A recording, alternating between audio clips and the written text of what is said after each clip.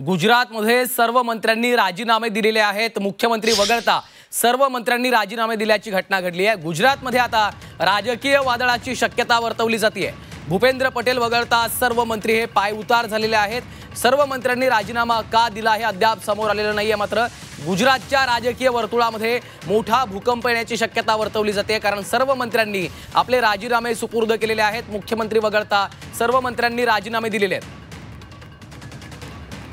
उर्वशी खोना आमच्या प्रतिनिधी सध्या आपल्या सोबत आहेत। उर्वशी, नेमकं काय घडलेलं आहे? सर्व मंत्र्यांचे आता राजीनामे समोर आल्याचं कळतंय। उद्या नवीन मंत्रिमंडळाची शपथविधी सोहळा आहे आणि ही शपथविधी जी आहे ती 11:30 वाजता होणार आहे। तर त्याच्या पहिले एक प्रोसिजर असतो त्याला लक्षात घेऊन जे आहे आज आपण आता बघतोय की सगळे जे मंत्री आहेत त्या सगळ्यांनी राजीनामा दिला आहे आणि नुसतं मुख्यमंत्री भूपेंद्र पटेल हेच राहिले आहेत। बाकीच्या सगळ्या मंत्र्यांनी राजीनामा दिलेत आणि जे मुख्यमंत्री आहेत भूपेंद्र पटेल यांनी हे सगळे राजीनामा जे आहेत ते स्वीकृत केले आहेत। उद्या 11:30 वाजता महात्मा मंदिरात जे आहे हा पूर्ण शपथविधी सोहळा पार पडणार आहे।